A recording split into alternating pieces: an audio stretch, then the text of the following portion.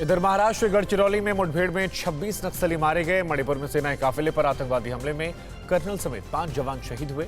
हमले में शहीद कर्नल विप्लव की पत्नी और बेटे की भी जान गई। सेना ने हमला करने वाले आतंकवादियों के खिलाफ क्या बड़ा ऑपरेशन शुरू किया है और इसी बीच केंद्रीय गृह मंत्रालय ने साफ किया है कि त्रिपुरा में किसी भी मस्जिद में तोड़फोड़ नहीं की गई है। लोगों से झूठी और भ्रामक खबरों पर भरोसा नहीं करने की अपील की गई। देश की सभी बड़ी खबरें आपको दिखाते हैं टॉप 9 राष्ट्र में। महाराष्ट्र के गढ़चिरौली में कल नक्सलियों और पुलिस के बीच 10 घंटे तक चली लंबी मुठभेड़ में 26 नक्सली मारे गए, जबकि 4 पुलिस के जवान घायल हुए हैं। घायल पुलिस जवानों को नागपुर के अस्पताल में शिफ्ट किया गया है। मारे गए नक्सलियों के पास से भारी तादाद में गोला बारूद और हथियार मिले हैं। गढ़चिरौली में हुए मुठभेड़ में 50 लाख का इनामी नक्सल मिलिंद तेल तुम्बड़े भी मारा गया है। मणिपुर में सेना की काफिले पर आतंकियों के घात लगाकर किए गए हमले में 46 असम राइफल्स के कमांडिंग ऑफिसर कर्नल विप्लव त्रिपाठी समेत 5 जवान शहीद हो गए। इस हमले में कर्नल विप्लव त्रिपाठी के साथ उनकी पत्नी अनुजा शुक्ला और 5 साल के बेटे अबीर की भी मौत हो गई। हमले की जिम्मेदारी मणिपुर के आतंकी संगठन पीपुल्स लिबरेशन आर्मी और MNPF ने ली है।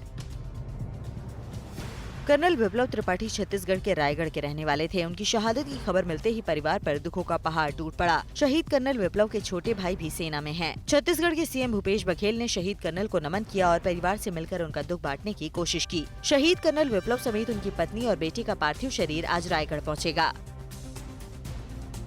मणिपुर में सेना के काफिले पर आतंकियों के कायराना हमले की PM मोदी ने तीखी निंदा की है। PM मोदी ने ट्वीट कर लिखा है कि उनके बलिदान को कभी भुलाया नहीं जा सकेगा। राष्ट्रपति रामनाथ कोविंद ने भी इसे कायराना हमला बताते हुए कहा कि दुख की घड़ी में हम मजबूती से शहीदों के परिवार के साथ हैं। गृह मंत्री अमित शाह और रक्षा मंत्री राजनाथ सिंह ने भी भरोसा दिया कि वीर जवानों का बलिदान व्यर्थ नहीं जाएगा।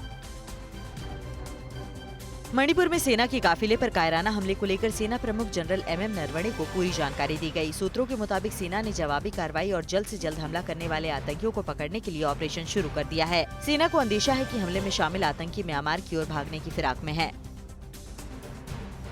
त्रिपुरा हिंसा को लेकर महाराष्ट्र के कई शहरों में हो रहे हिंसक प्रदर्शन के बीच प्रशासन ने अमरावती में कर्फ्यू लगा दिया है और अगले आदेश तक इंटरनेट सेवा भी सस्पेंड कर दी गई है। अमरावती में शुक्रवार और शनिवार को हुई हिंसा के मामले में 20 लोगों को गिरफ्तार किया गया है। अमरावती में कई जिलों से बुलाए गए जवानों को भी तैनात कर दिया गया है। डिजिटल करेंसी क्रिप्टो करेंसी को लेकर प्रधानमंत्री नरेंद्र मोदी की अध्यक्षता में शनिवार को एक हाई लेवल बैठक हुई। बैठक में तय हुआ कि क्रिप्टो करेंसी को टेरर फंडिंग और मनी लॉन्ड्रिंग का हिस्सा बनने नहीं दिया जाएगा। इसे रोकने के लिए जल्द ही बड़े फैसले लिए जाएंगे। इस बैठक में लोगों को इसे लेकर गुमराह होने से बचाने के उपायों पर भी चर्चा की गई।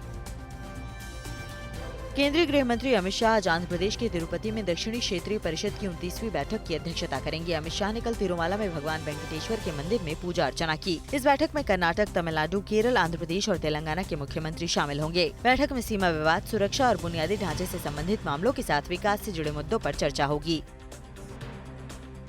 T20 वर्ल्ड कप का फाइनल आज न्यूजीलैंड और ऑस्ट्रेलिया के बीच खेला जाएगा। फाइनल मुकाबला दुबई में शाम 7:30 बजे से शुरू होगा। न्यूजीलैंड की टीम पहली बार फाइनल में पहुंची है, जबकि ऑस्ट्रेलिया की टीम दूसरी बार फाइनल में है। दोनों ही टीमों ने अब तक एक बार भी T20 वर्ल्ड कप का खिताब नहीं जीता है। दोनों टीमों में कांटे की टक्कर होने की उम्मीद है।